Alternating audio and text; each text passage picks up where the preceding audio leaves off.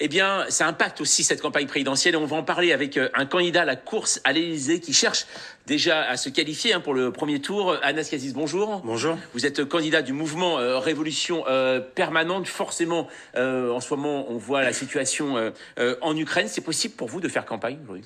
C'est clair que ça chamboule totalement la campagne présidentielle aujourd'hui, mais ce qui est en train de se passer a des conséquences à l'échelle internationale aussi. On a même l'impression que cette recherche de parrainage apparaît même secondaire aujourd'hui, mais elle est primordiale pour pouvoir candidater officiellement.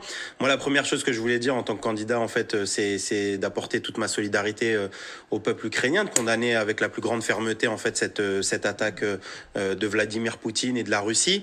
Cependant, à la différence de certains autres candidats, moi, ma position, en tout cas, elle n'est pas celle de l'alignement avec l'OTAN. Il n'est pas de choisir de quel camp, en fait, on se positionne aujourd'hui. Que moi, je suis pour l'autodétermination de la population ukrainienne à pouvoir décider de son sort, de devenir une nation aussi, parce que on a l'impression dans ce combat, c'est à qui veut sa marionnette entre Poutine qui aimerait une forme d'annexion qui ne dit pas son nom de l'Ukraine, ou encore l'OTAN qui, pour des positionnements géostratégiques, tactiques aussi, a besoin d'essayer de récupérer l'Ukraine sous son giron, et qu'il y a une nécessité à dénoncer fermement la situation et à appeler aussi à se solidariser avec le peuple ukrainien. C'est pas nouveau ces répressions de manifestations, on les voit depuis des années et des années en Russie. Non, mais déjà, la première chose, c'est d'apporter notre solidarité à celles et ceux qui luttent, qui essayent de dénoncer aussi la situation et qui sont durement réprimés. Après, c'est clair, sur la question des sanctions, notamment financières, c'est assez... moi, personnellement, je partage pas cette stratégie-là de sanctions financières, parce qu'elle vise notamment, moi, comme je dis, à affamer aussi des peuples. Et il faut pas oublier qu'il y a une contradiction importante, c'est qu'il y aura un retour de bâton directement, et notamment qui se voit notamment sur la hausse des prix du blé, sur la question de la pétrochimie et autres, où au final, vous voyez que déjà dans cette séquence-là, sans cette guerre en Ukraine, on nous a martelé que tout était en train d'augmenter, sauf une chose centrale pour l'ouvrier que je suis, à savoir nos salaires, et qu'on entende aujourd'hui qu'il y a un risque d'augmentation parfois même du litre d'essence qui arriverait à 2,50 €.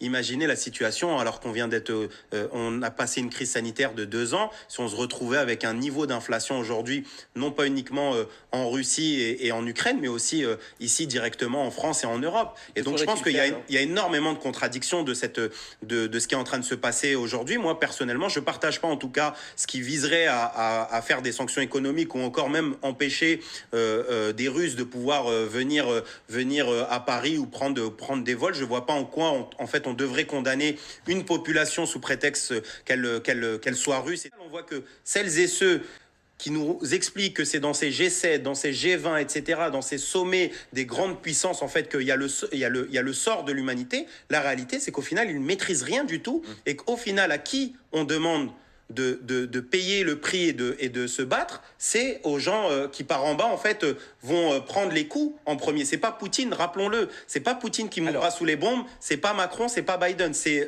celles et ceux qui sont en bas sur le terrain. Cette question-là d'armes nucléaires et de possibilité d'élargissement du conflit, peut-être même pas directement avec la France, mais avec les pays qui sont limitrophes à ce qui est en train de se passer en Ukraine aujourd'hui. Après, moi, très sincèrement, sans faire de la politique de la boule de cristal, c'est un scénario qui, pour l'instant, je ne pense pas qu'on arrive à un tel niveau. Enfin, déjà... il n'y a qu'à voir la réaction des pays de l'OTAN et notamment des États-Unis à pas intervenir militairement et pas appuyer militairement pour l'instant ce qui se passe en Ukraine. La réalité, c'est qu'on voit que il y a une contradiction importante, notamment dans ce qui se passe, c'est qu'il y a une résistance ukrainienne qui est de plus en plus importante. On a vu même des vidéos parfois d'Ukrainiens parlant en russe à des militaires en leur disant qu'ils venaient envahir en fait leur pays, et que tout ça fait que notre sort à nous, il doit pas être en tout cas dans le règlement par le haut, superstructurellement, militairement, parce qu'on aurait tout à perdre en fait aujourd'hui. La vraie chose que moi je veux dire aujourd'hui, c'est qu'il faut vraiment que le peuple ukrainien en fait se saisisse, commence à lutter pour son émancipation aussi de ce conflit-là, et aussi le peuple russe aujourd'hui qui, on l'a vu, vous l'avez montré à Saint-Pétersbourg ou à Moscou, qui lutte. Il va falloir justement qu'il y ait des mobilisations importantes aussi pour faire une pression aussi intérieure sur Poutine. Si l'issue finale, elle est une histoire de gros bras, pour dire de cette manière-là, où en fait qui a l'arme nucléaire et qui peut frapper le plus fort,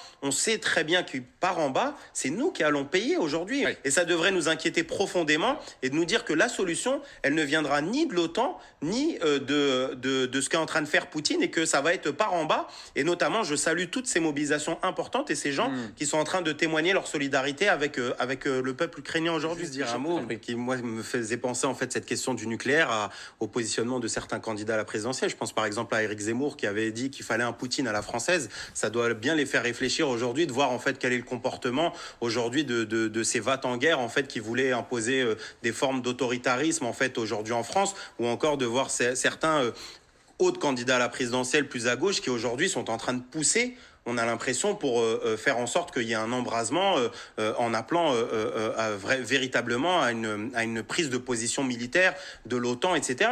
Et très sincèrement, il faut penser en fait aux gens qui sont en bas, parce qu'on a l'impression que c'est une histoire systématiquement de grandes puissances et des présidents qui décident entre eux, mais au final, le vrai impact, que ça soit sur les sanctions, que ça soit sur le risque militaire, l'embrasement, c'est nous qui allons le payer. C'est aujourd'hui des milliers et des milliers d'Ukrainiennes et Ukrainiens qui se sauvent aujourd'hui de ces scènes de guerre. Et également, je voulais penser, parce que j'ai vu cet étudiant marocain, parce qu'il y a quelque chose qui se passe aussi en Ukraine et qu'il faut dénoncer. Alors, ce sont notamment les personnes issues de l'immigration qui vivent en Ukraine et dont on voit beaucoup de vidéos qui circulent sur les réseaux sociaux, qui sont empêchés aussi de pouvoir évacuer. Ça, c'est inadmissible et il faudrait pouvoir le dénoncer à la frontière polonaise. Je vous remercie en tout cas, Anas Kazim. On le voit, en effet, il est très difficile de faire campagne. Je rappelle tout de même que vous êtes candidat à l'élection présidentielle pour Révolution Permanente. Merci beaucoup en tout cas d'être passé par le plateau d'LCI. Jean-Claude